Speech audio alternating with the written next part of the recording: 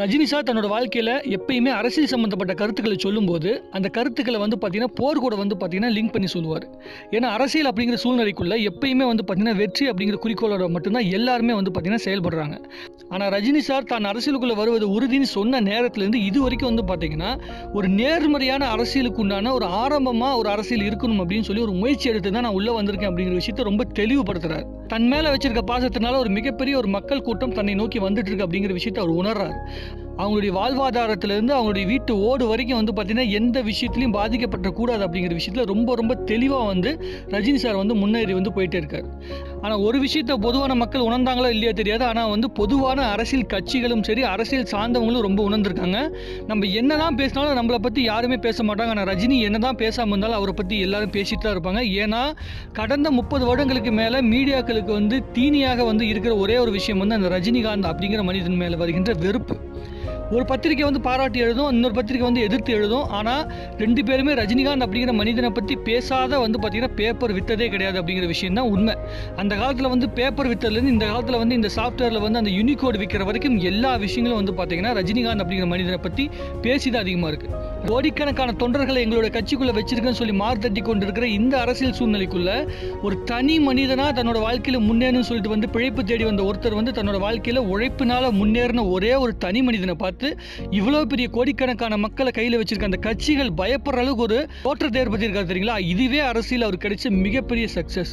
திருக்குறள் வந்து ஒரு மிகப்பெரிய அழுத்தமான ஒரு திருக்குறள் இருக்கு.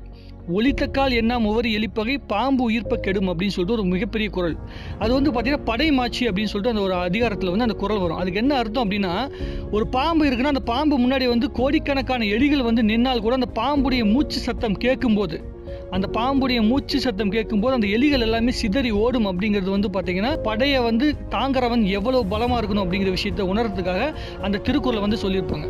இப்போ இருக்கிற அரசியல் சூழ்நிலைக்குள்ள ஒரு தலைவனுக்கு தேவையான மிக முக்கியமான விஷயம் மிக வீரியமான ஒரு பொறுமை. அதாவது கோடிக்கணக்கான வந்து எதிர்ப்பு வந்தால் கூட அது எல்லாத்தையுமே வந்து பார்த்தீங்கன்னா கண்டுக்காம தன்னுடைய டார்கெட்டை மக்களுக்காக நல்லது செய்யணும் அப்படின்னு அந்த டார்கெட்டை நோக்கி மட்டுமே மைண்டை வச்சுட்டு இருக்கிற ஒரு வீரியமான பொறுமை வேணும், வீரியமான சிந்தனை வேணும்.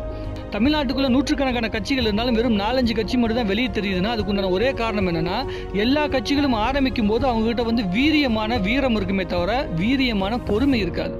பொறுமை காக்க முடியாத ஒருத்தனை தலைவனாக வந்து பார்த்தீங்கன்னா மக்கள் பார்க்கவே மாட்டாங்க. ஒருத்தர் பதட்டப்பட்டுக்கிட்டே இருக்கான்னு வச்சுங்களேன், மேடை மேலே பதட்டப்படுற ஒருத்தன்கிட்ட வந்து பார்த்தீங்கன்னா ஓட்டும் போய் சேராது, மக்களுடைய பார்வையும் போய் சேராது. இது வரைக்கும் ரஜினி சார் வந்து என்ன வியூகம் வச்சிருக்காரு, என்ன மாதிரி திட்டங்கள் வச்சிருக்காரு, எப்போ கட்சி ஆரம்பிக்க போறாரு, என்ன பண்ண போறாரு அப்படிங்கிற விஷயத்த 50 வருடங்களுக்கு மேலே அரசியல் பண்ற கட்சிகளால் கூட கணிக்க முடியாத நிலைமை ஏற்படுத்தியிருக்காரு தெரியுங்களா? அதுதான் ஒரு தலைவனுக்கு உண்டான தன்மை. ஒரு தலைவனுடைய திட்டம் எப்படி இருக்கணும்னா, ஒரு போருக்குள்ள ஒரு தலைவன் உள்ள வரானா அவனுடைய திட்டம் எப்படி இருக்கணும்னா யாருனாலையும் கணிக்க முடியாதா இருக்கணும். இந்த தலைவன் இப்படி தான் செய்ய போறான்னு தெரிஞ்சு போச்சுன்னா அவனை வந்து போருக்குள்ள வரத்துக்கு முன்னாடி வீழ்த்திடுவாங்க. ஸோ போர்க்காலத்துக்குள்ள இறங்கும் போதா தெரியும் அந்த தலைவனுக்குள்ள எவ்வளவு அரசியல் வீரியம் இருக்கு அப்படின்னு சொல்லிட்டு. அது வரைக்கும் எல்லாத்துக்கும் சொல்லிக்கிற ஒரே ஒரு விஷயம் என்ன அப்படின்னா, எதிர்ப்பு அப்படிங்கிறது வந்து பார்த்தீங்கன்னா அரசியல் மிகப்பெரிய மூலதனம். ஒவ்வொரு வாட்டியும் எதிர்ப்பு அதிகமாகிட்டே இருக்கும்போது அந்த அரசியலுக்கு உண்டான மூலதனம் வந்து பார்த்தீங்கன்னா ஒரு தலைவனுக்கு இன்க்ரீஸ் ஆகிட்டே இருக்கு. அந்த தலைவன் யார் அப்படிங்கிற விஷயத்தை காலம் உணர்த்தும், காலத்துடைய வெற்றி உணர்த்தும். அது வரைக்கும் படத்துடைய டயலாகே உங்ககிட்ட சொல்லிடலாம். என்னன்னா, போர் தொழிலுக்கு பழகுன குழந்தை